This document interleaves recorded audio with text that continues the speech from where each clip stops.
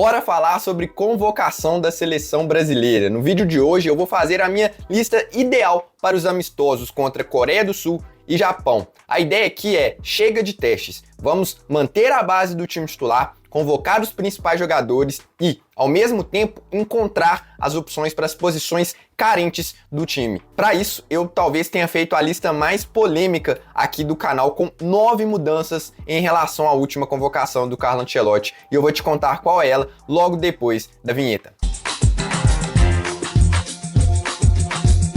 Antes de você fazer qualquer comentário sobre a lista, eu peço que você assista até o final para você entender meus argumentos, os meus critérios. Obviamente eu não sou o dono da razão, mas se você comentar sem ao menos ver o que eu pensei em qual colocar esses nomes, vai ser um comentário incompleto. Então por isso eu te peço esse favor, porque muitas vezes também uma posição vai estar interligada com a outra. Bom, começando então pelos goleiros. Os meus 3 convocados seriam Alisson do Liverpool, Hugo Souza do Corinthians e Luiz Júnior do Villarreal.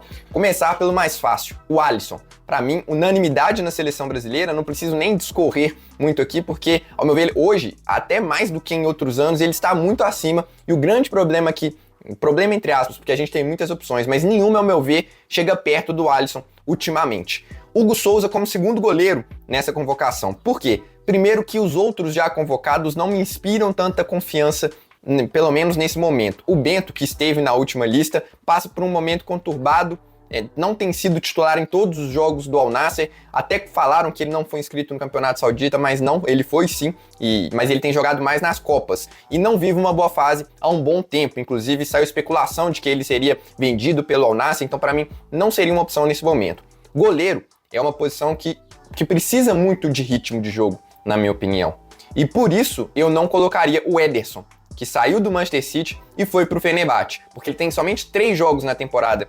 Então, acho que isso acaba pesando muito para um goleiro. Hoje, talvez se fosse uma Copa do Mundo, eu colocaria o Ederson nessa lista por questão de lastro, de experiência, de tudo. Mas, já que a gente está em busca aqui de um terceiro goleiro, de um cara para ser um reserva do Alisson se o Ederson não estiver bem, tentaria o Hugo Souza, até porque o Ancelotti já deu indícios, já falou em entrevistas que o Hugo deve ganhar oportunidades como titular, talvez no primeiro jogo ou no segundo, e que o Ancelotti também pensa em colocar um goleiro em determinada cobrança de pênalti em uma Copa do Mundo. Então, visto isso, acho que o Hugo Souza merece essa oportunidade aqui, manteve a regularidade desde a última convocação, tem falhado pouquíssimo, não lembro assim da última falha do Hugo Souza, então ele merece estar nessa lista. O próximo nome aqui talvez seja o mais inesperado, digamos assim. Por que o Luiz Júnior do Villarreal?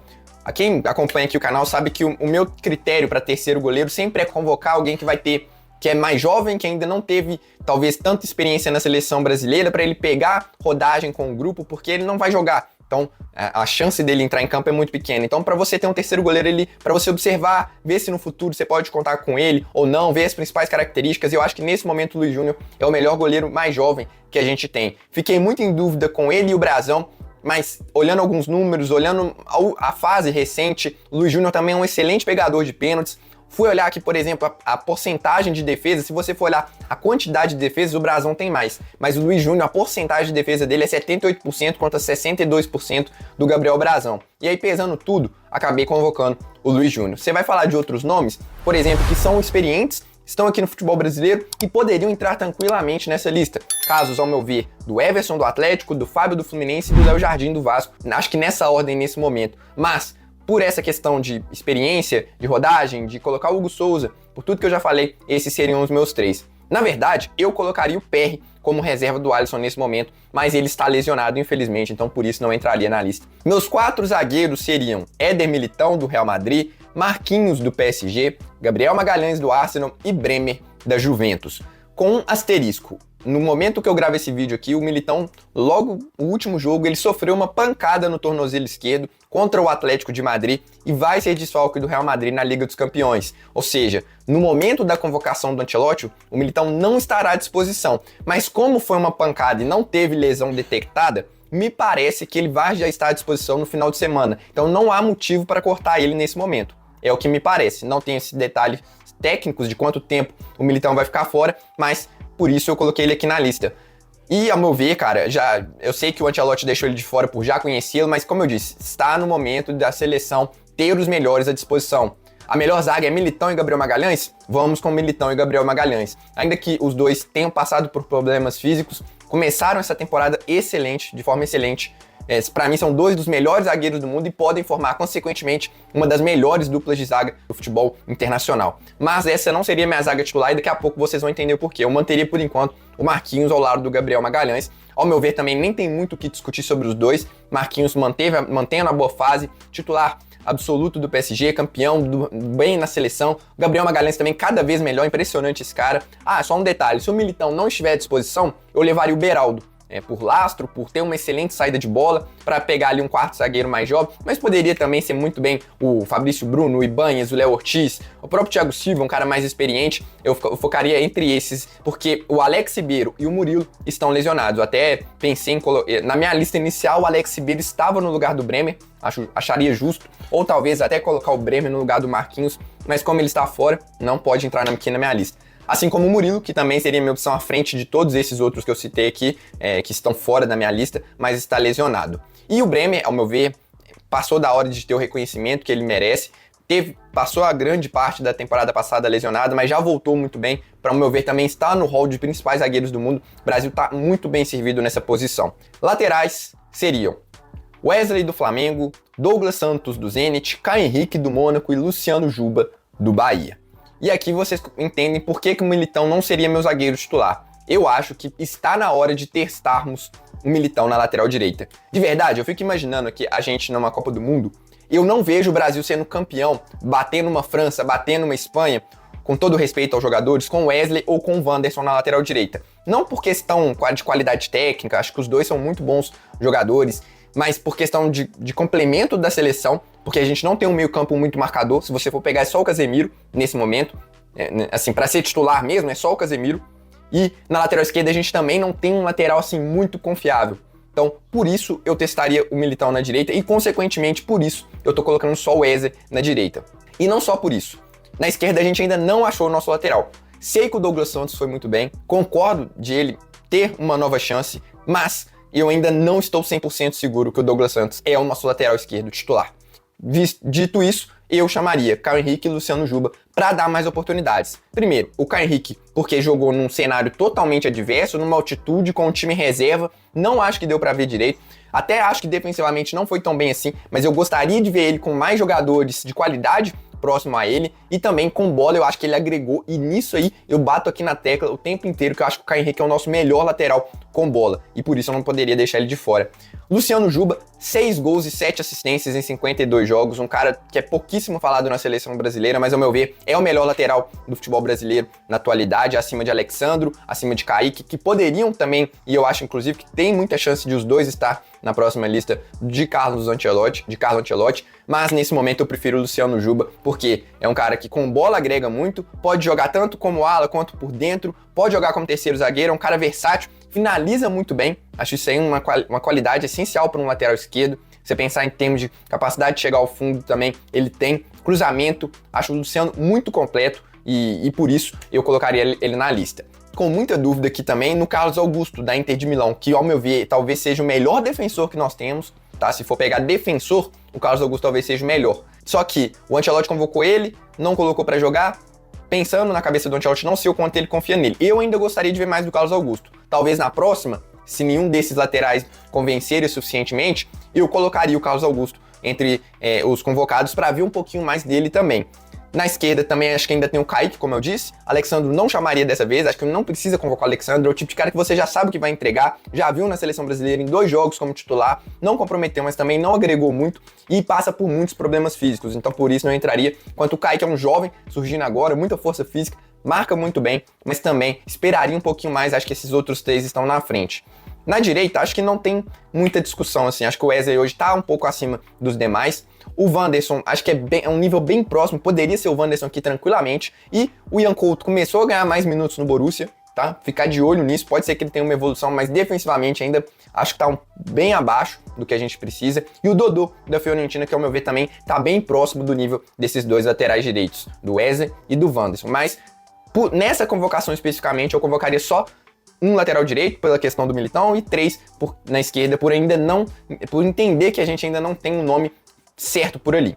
Antes de passar para o meio-campista, se você está curtindo esse vídeo, deixa o seu like, que é muito importante para o crescimento aqui do canal. Quando você clica aí no like, o YouTube recomenda esse vídeo para mais pessoas e, consequentemente, você me ajuda a manter o trabalho por aqui, porque eu vou te falar, fazer uma lista dessa aqui dá um trabalheira que vocês não têm ideia, é muito difícil, cara. É muito difícil mesmo, você tem que pesquisar quem tá machucado, quem tá bem, quem não tá, é mais complicado do que parece. E se você é novo por aqui, claro, e gosta do tema seleção brasileira, clique em se inscrever para você receber mais conteúdos sobre a seleção brasileira.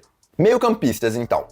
Casemiro, do Manchester United, Andrei, do Chelsea, Bruno Guimarães, do Newcastle, João Gomes, do Wolverhampton, Andréas Pereira, do Palmeiras, Lucas Paquetá, do West Ham e Matheus Pereira, do Cruzeiro. Vou começar pelo nome mais polêmico antes que você me xingue. João Gomes. Pelo seguinte questão. Lembra lá na lateral, quando eu falei do Militão? Eu acho que a gente tem esse problema no meio de campo. Tirando aqui o Casemiro e talvez o Andrei, nenhum outro meio-campista tem o poder de marcação que o João Gomes tem. E eu sei que ele entrega pouquíssimo com a bola. É um problema que ele tem, assim, de saída de bola, ele vai construir pouquíssimo, mas pode ser um cara útil em transição, num jogo de contra-ataque. Se você tá precisando fechar a casinha, se você tá precisando de jogar com 3 volantes, eu acho que você ter um cara com o perfil do João Gomes numa convocação é importante, porque muitas vezes a gente vai precisar numa Copa do Mundo de um cara mais pegador. E o João Gomes, só para vocês terem ideia, que isso aqui não tem como discutir ao meu ver. O João Gomes é um dos melhores marcadores da Premier League. Tanto é que ele teve o melhor número de mais duelos defensivos na Premier League da temporada passada, foi do João Gomes. Então, por isso eu colocaria o João Gomes.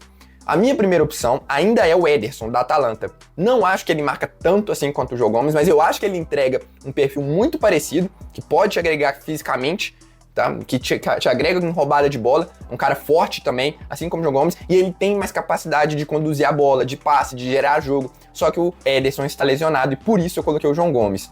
Acho que o Ancelotti vai com o Joelinton, que tem também características parecidas com do João Gomes e te agrega mais ofensivamente. Mas ao meu ver, o João Gomes é mais marcador, tá? Te agrega mais no período de transição, mas assim, e ele rouba bem mais bolas por baixo do que o Joelinton. Mas por outro lado, o Joelinton te agrega muito em termos de capacidade de estatura. O Joelinton é um cara que vai muito bem pelo alto, tanto ofensivamente quanto defensivamente. Então, nesse sentido, ok. Tá? E pode até ser que eu tô sendo hipócrita aqui, porque em alguma outra lista eu falei que o João Gomes não caberia. Acho que depende muito a gente falar disso, porque também depende dos outros que estavam na lista.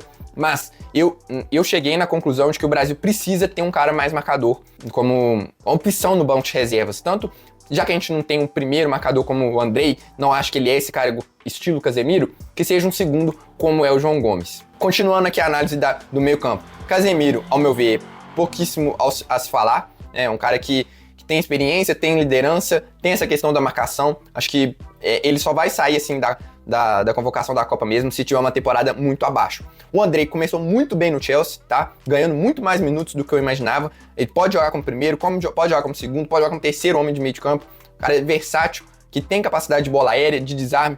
Acho que precisa evoluir um pouco na questão de saída de jogo, aparecer mais, dar mais opção, dar mais passes verticais que quebram linhas. Isso ele precisa evoluir. Mas por enquanto, é o meu primeiro reserva aqui para o Casemiro. Ainda que ainda não me convença suficientemente. Eu pensaria também, talvez, daqui a pouco, testar o André, do Wolverhampton. Sei que também não vive uma excelente fase, assim como o João Gomes também, acho que os dois, pelo contexto, né, do time, eles não vivem uma excelente fase. Mas o André ainda seria minha segunda opção aqui, ficaria de olho nele. Muita gente fala do Fabinho, e eu, sinceramente, eu tô estudando, mas eu preciso ver mais jogos do Al-Ittihad para ver se o Fabinho tem condições de voltar ou não. Mas é um jogador experiente, não é tão velho assim, acho que se não me engano o Fabinho tem 31, 32 anos, mas nunca achei o Fabinho também esse perfil de marcador. Mas pode ser, cara, acho que talvez, assim como a gente recuperou o Casemiro, talvez valha a pena olhar pro Fabinho. Eu, sinceramente, não consigo opinar nesse momento, pelo que eu vi de números, de notícias, aparentemente ele tá bem, mas eu preciso ver ele jogando para ver a questão física, de velocidade, de desarme, para ver se ele tem condições ou não de voltar à seleção brasileira. Bruno Guimarães, ao meu ver, também não tem muita discussão, titular absoluto do Newcastle, um dos melhores volantes do mundo. Andréas, do Palmeiras. Eu tinha colocado o Marcos Antônio, do São Paulo, só que ele sofreu um incômodo muscular. Por que o Marcos Antônio? Porque ele tem aquilo que eu tenho falado, batido muito na tecla aqui no canal, questão do jogo curto, do jogo apoiado, de cadência, de aproximar, de tabela. E eu acho que a gente, assim como precisa ter o João Gomes no banco de reservas, também precisa de um cara como o Marcos Antônio. Eu acho que, olhando para todas as opções que a gente tem, talvez o único que se aproxime um pouco seja o André. Só que o André é o primeiro volante e o Marcos é segundo. Eu queria um cara que jogasse um pouquinho mais avançado. Então, por isso eu tinha colocado o Marcos. E eu acho que aquele que mais se aproxima um pouco dessa característica talvez seja o Andrés, que pode jogar como segundo volante, pode jogar como meia. E por isso eu coloquei ele aqui na lista. Mas sem muita convicção também, tá? Poderia ser o Jean Lucas do Bahia, que foi muito bem, tá? Poderia ser o Gabriel Sara do Galatasaray, que eu preciso ver mais também, porque jogo turco é difícil e tal, mas é um nome que me agrada. Mas por enquanto, pelo impacto que ele teve aqui no futebol brasileiro, pela qualidade que ele vem tendo no chute de fora da área, de armação, colocaria o Andrés. Paquetá não vive uma excelente fase, tá? É fato, mas também por questão de característica, de hierarquia, de qualidade que ele já demonstrou na seleção brasileira, de jogo apoiado, de poder jogar como segundo volante, como meia, eu colocaria o Paquetá, não consigo abrir mão dele, até porque também a gente não tá deixando ninguém de fora, assim, absurdo para colocar o Paquetá. Tá? Lembrando que o Danilo do Botafogo está lesionado, o Gerson também e o Neymar, então não tem muitas opções para o meio de campo nesse momento, na minha opinião. E o Matheus Pereira, 5 gols e 8 assistências em 38 jogos na temporada, vice-líder de assistências do Campeonato Brasileiro, sem contar as grandes chances criadas, um cara muito técnico, que conduz a bola bem, finaliza bem, inteligente, sabe? E eu acho que o Brasil não tem um meia para esse último passe. Eu acho que hoje, olhando as opções, ele é o que mais se aproxima disso. Ah, Samuel, sei que você vai falar. E o Coutinho? Coutinho, eu acho também que já tá no radar da seleção, voltou a estar. Mas eu ainda acho que é um recorte pequeno. O Matheus Pereira tá jogando bola bem no futebol brasileiro há no mínimo 1 ano, 2 anos. Desde que ele voltou pro Cruzeiro, ele mantém uma constância muito grande. Claro, teve uma fase ali, se não me engano, no final do ano passado, no começo desse ano, mas já voltou, tá muito bem fisicamente, tá voando, e é o cara do último passe, que eu acho que talvez o Coutinho não tenha tanto isso. É um cara... Coutinho, você pegar, logicamente, bola por bola, o Coutinho é melhor. Condução, finalização de fora da área, drible, isso aí não se compara. Mas o Coutinho voltou a jogar bola agora. Não acharia justo tirar o Matheus Pereira por causa do Coutinho, mas também não acho um absurdo quem pensa dessa forma. E no ataque, pra gente fechar aqui minha lista com 26 nomes, tá? Lembrando aqui que o Ancelotti talvez não convoque 26, na minha opinião não tem motivo pra isso, a gente precisa observar jogadores, é amistoso, provavelmente você vai poder fazer quantas mudanças quiser, quantos caras você quiser ter no banco, então não vejo motivo pra não convocar 26 jogadores. Meus atacantes seriam Matheus Cunha do Manchester United, Rafinha do Barcelona, Estevão do Chelsea, Luiz Henrique do Zenit, Vinícius Júnior do Real Madrid, Rodrigo do Real Madrid, João Pedro do Chelsea e Caio Jorge do Cruzeiro. Dessa vez eu vou manter aqui a análise na ordem que eu falei os nomes. Matheus Cunha, ao meu ver, é um dos jogadores mais inteligentes que tem. É um cara que pode jogar como segundo atacante, pode ser esse falso ponta esquerda, pode ser um falso 9, apesar que eu não acho que ele tá rendendo assim, acho que a posição dele é mesmo um segundo atacante, um falso ponta esquerda que pode jogar ali entre linhas, entre o ponta esquerda e o meia, é a posição que o Matheus Cunha mais rende, ele tem jogado assim no United. Não faz uma temporada espetacular, ok? Teve uma pequena lesão, mas tem que estar na convocação, ao meu ver. Rafinha, não precisa nem discorrer muito, um dos melhores jogadores da seleção brasileira, se não for o melhor nos últimos anos, sem o Neymar, acho que o Rafinha é o cara que mais tem tido constância na seleção brasileira, te agrega muito, o que ele dá de movimentação para o ataque é um absurdo. Estevão, também tendo muitos minutos no Chelsea, até pela lesão do Palmer, ao meu ver, tá bem, tá sustentando bem a Premier League, tá jogando bem, e na seleção também fez, ao meu ver, contra o Chile, a melhor partida dele com a camisa da seleção amarelinha. Então, eu acho que não faz sentido você tirar o Estevão nesse momento. Luiz Henrique do Zenit, mesma coisa. Manteve a boa fase no Zenit, logo depois que ele volta do Brasil, da seleção dos últimos jogos, ele participa de um gol, ele dá uma assistência e faz um gol, titular absoluto do Zenit, e já demonstrou que na seleção é um cara que a gente pode contar. Então, teria essas duas opções aqui. Vinícius Júnior também não é o Vini de 2 anos atrás, de 1 ano atrás, mas é o Vinícius Júnior. Ah, não rende, não sei o que. Cara, não existe deixar o Vinícius Júnior de fora da convocação, ao meu ver. E não existe, ao meu ver, nem o Vinícius Júnior ser reserva da seleção, tá? E eu acho que ele ainda não teve a oportunidade de jogar com... de ter muita rodagem com esse time do Carlo Ancelotti. Acho que a gente precisa dar entrosamento, ele precisa pegar confiança na seleção. Então, ao meu ver, o Vini tem que ser titular em todos os jogos da Copa, até chegar à Copa do Mundo, para pegar a confiança, para pegar o estilo de jogo da seleção. E o Ancelotti sabe melhor do que ninguém como fazer o Vinícius Júnior render. Então, ao meu ver, ele tem que estar na próxima convocação. Chega de deixei de fora para experimentar alguém. Cara, ao meu ver, se o Ancelotti fizer isso, vai estar muito errado, porque o principal agora é a gente achar um time titular e dar entrosamento para esses caras. Chegando no nome mais polêmico que eu acho do ataque, porque eu acho que a maioria aqui vai concordar com os outros. Rodrigo. Cara, o meu argumento é o seguinte. Você pega o Rodrigo, ele é reserva do Vinícius Júnior, ok? Acho que isso a gente tá de acordo. Ah, poderia jogar de meia, poderia jogar de ponta direita. Não sei qual foi a conversa dele. Aparentemente, pelas informações que foram divulgadas, o Rodrigo pediu para ser ponta esquerda. Então o Rodrigo, ele é reserva do Vinícius Júnior. Qual seria o nome no lugar do Rodrigo se eu não colocasse ele? Seria o Martinelli. O Martinelli, ele seria titular no Real Madrid? Não. O Rodrigo seria titular no Arsenal? Eu acredito que sim. E eu faço outra comparação. Pô, o Rodrigo não tá jogando muito no Real Madrid. Tá, beleza. Porque, ao meu ver, porque ele é reserva. Porque quando ele entra, ele vai bem. Quando ele entra, até então, os jogos que eu vi do Rodrigo, ele foi bem. O desempenho dele foi ao meu ver, foi ok. Foi bom. E a capacidade que o Rodrigo tem de conduzir a bola, de finalização, de jogar nas 3 pontas. Cara, desculpa, eu não consigo ver o Martinelli melhor do que o Rodrigo. Mas de forma nenhuma. Porque, mas um é titular, outro é reserva. A gente vai entrar naquele dilema, mas, ao meu ver, isso não é argumento. Porque se você pegar um titular do Sport, ele é melhor do que o Gabigol, que é reserva do Cruzeiro? Não é. Não é.